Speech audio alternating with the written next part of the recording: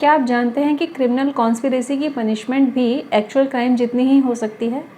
तो इसके क्या क्या सर्कमस्टेंसेस हो सकते हैं और एक्चुअल में क्रिमिनल कॉन्स्पिरेसी क्या है और इंडियन लॉ में इसे किस तरह से डिफाइन किया गया है, आइए देखते हैं।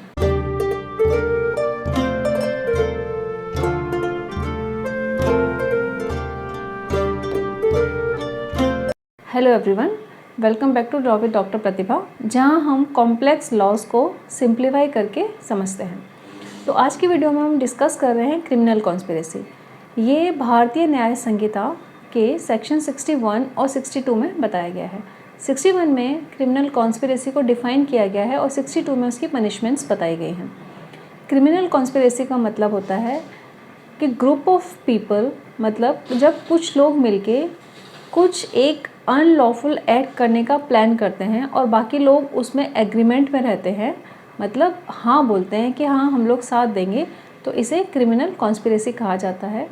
यहाँ पे जो इंटेंशन होती है इन सभी लोगों की वो बहुत ज़्यादा इम्पॉर्टेंट होती है।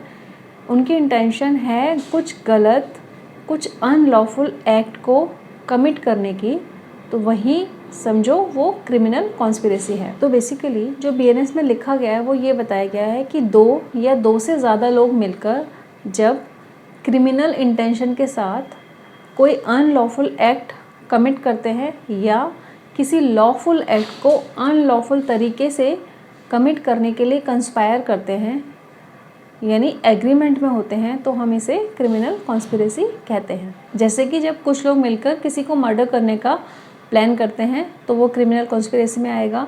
किसी को किडनैप करते हैं, कोई थेफ्ट करते हैं या कोई भी ऐसा क्राइम जो कि लॉ में ऑफेंस बताया गया है, तो वो क्रिमिनल कॉन्स्पिरेसी में आएगा। इसमें एक इम्पॉर्टेंट कंपोनेंट ये है कि जब क्रिमिनल कॉन्स्पिरेसी कर रहे हैं और उस किसी प्लान को एग्जीक्यूट करने के लिए, लेकिन अगर वो एग्जीक्यूट नहीं भी होता है तो भी उनको जो भी कंस्पायर करते हैं उनको पनिश किया जाएगा, माने ऑफेंस रहेगा। दूसरा इसका इम्पॉर्टेंट कंपोनेंट ये है, कॉन्स्पिरेसी में जितने भी लोग शामिल हैं सभी को इक्वल पनिशमेंट दी जाएगी। एक एग्जांपल से समझते हैं। जैसे कि 4 लोग मिलके पर्सन ए का मर्डर करने का प्लान बनाते हैं, तो वो चारों आपस में अपनी रिस्पॉन्सिबिलिटीज़ बांटते हैं कि ए जो है वो सिर्फ इन्फॉर्मेशन इकट्ठी करेगा, दूसरा जो है वो उसके टूल्स इकट्ठा करेगा, तीसरा उसे उस जगह पर लाएगा, चौथा एक्चुअल मर्डर कमिट करेगा।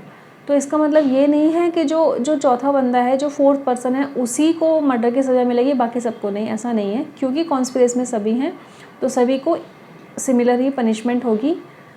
और एक कंपोनेंट इसमें, अगर वहाँ से वो जो पर्सन ए है जिसका मर्डर करने का प्लान बनाया गया है, अगर उसका मर्डर एग्जीक्यूट नहीं भी होता है और वो अपनी जान बचाकर भाग जाता है, तो भी इन लोगों को पनिशमेंट होगी ही होगी।